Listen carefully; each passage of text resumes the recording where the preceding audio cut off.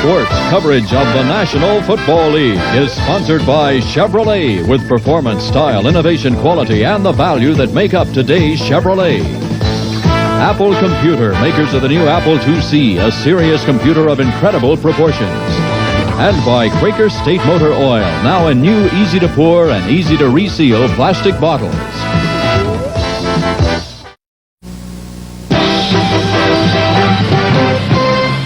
Welcome back to New York. I'm Brent Musburger along with Irv Cross. Dan Marino's having a great day, and so too the New Orleans Saints. They lead the Atlanta Falcons right now at the half, 21-19. A couple of touchdowns for Big George Rogers, of course, in that game. And here's the game of the day. Miami over Washington 21-10, and Marino has thrown 3 touchdown passes. He's at least 13 of 16 now. He's hit Duper from 26 yards and 74 yards, and now he has thrown 6 yards to Jim Jensen in that game. St. Louis and the Green Bay Packers. The Packers have just scored again, and now they lead the Cardinals. Irv Cross has picked to win it all this year, but they'll regroup in the second half. It is 20-7. San Diego and Minnesota. Dan Fouts has thrown 2 touchdown passes, 21 and 18 yards to Wes Chandler. Pete Johnson scored on a 1-yard burst. Tampa Bay and Chicago. Many of you are watching this game. The Bears leading at the half, 13-7. Kansas City and Pittsburgh, wild and woolly with the Chiefs leading in Pittsburgh, 24-17. David Woodley, incidentally, went 80 yards to rookie wide receiver Luis Lips in that game. Philadelphia and the Giants, and Phil Simms has had a good afternoon. Just goes to show what he can do when he's healthy, Brent. Watch the sequence of plays. Simms going back on a drop-back pass, hits Zeke Moat, number 84, for touchdown pass number 1 on the day. A few plays later, taking play action, going deep this time to Byron Williams for a 65-yard scoring strike. Bobbles the ball a little bit there, but hangs on for the score. But Phil Simms is not through yet.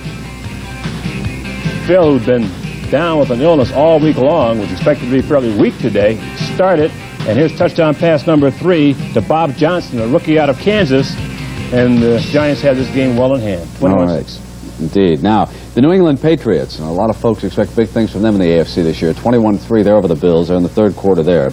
In San Francisco and Detroit, 14-13 right now. The 49ers lead the Lions. The NFL Today continues on CBS after these messages from your local station.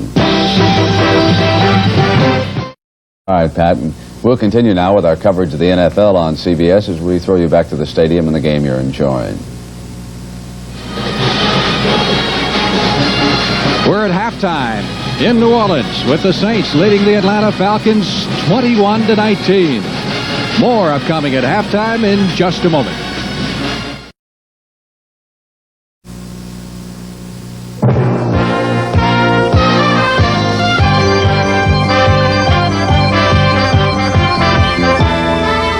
CBS Sports coverage of the National Football League is sponsored by Isuzu, maker of fine cars and trucks. Delta Faucet, when they're on, they're on. When they're off, they're off. And by Wagner, the right tool for painting. It has been a seesaw first half of football here in New Orleans with the Saints leading the Atlanta Falcons 21-19. Let's take a look at some of the highlights. Atlanta led 5-0 early. Then George Rogers put the Saints ahead with a short run for a touchdown. Here he goes. This is the one he took the ball, turned up inside now. He reaches out with his right hand, the ball in his right hand. See this? He's in the crowd. Now watch the ball as he sticks it in the end. Doesn't look like he's going to get there. Now watch the ball. There it is. Touchdown. Saints leading 7-5 at that point, and Atlanta regaining the lead. This Alfred Jackson touchdown reception. There he is driving deep. Now watch him come back to the ball. David Waymer, 44, comes up to make the tackle. Misses the tackle. Now Alfred Jackson, who they missed for a number of the games last year. Look at the big play he's making. He's going to run it in for the score. Is it a touchdown? Very controversial call. They rule it is, and Atlanta leads 12-7. Then Tyrone Young of the Saints going up high to take a ball away for this touchdown as the Saints go back up in front. Richard Todd lays it up for that big 6'6" guy, and he just goes up on top and takes it away. Look at this. Look at the jumping ability. Saints Imagine lead it finding now. him as a free agent. 14-12, and after a long drive, Gerald Riggs inches into the end zone to put Atlanta back out in front.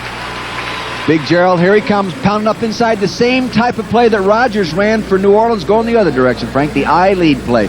Very standard goal line play. And late in the halftime, following an Atlanta fumble, George Rogers jams it in from 5 yards away. Watch the eye lead, eye toss right here. Watch the fullback. Now he gets a nice kick-out block. There's a nice block there by LaFari, number 64, and he's up in there standing up. Edelman, number 63. It was a penalty-marred first half, but nevertheless a lot of exciting football plays. What do you think about the second half, Coach?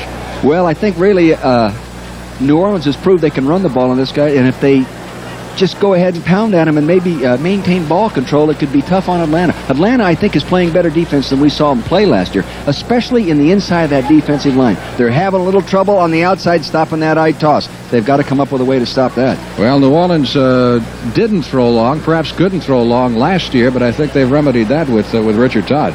Right, and it's obvious in the game plan they're audibling to the man-to-man coverage that they see, and they're trying to get that single coverage and say, go ahead, Richard, throw the ball deep, and let's see if we can't get the big one, which they could not do last year. Both running backs having a very big first half rushing. Gerald Riggs for Atlanta doing an outstanding job. He's got 93 yards, and then, of course, George Rogers. Well, they're both fine football players. It's too bad that he had to fumble the football. Gerald Riggs fumbling the ball right there before the half and setting up the touchdown drive. But if you carry the football enough, you're going to fumble it once in a while.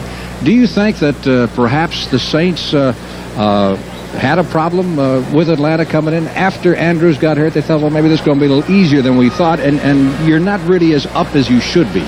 I think everybody is up for that first football game. First off, you're out of training camp. You're excited about that. And to be able to go ahead and attack a good football team like Atlanta is attacking New Orleans attacking Atlanta, it's exciting. And it's more exciting sometimes for the home team. Bum Phillips, you saw, gathering his Saints around him.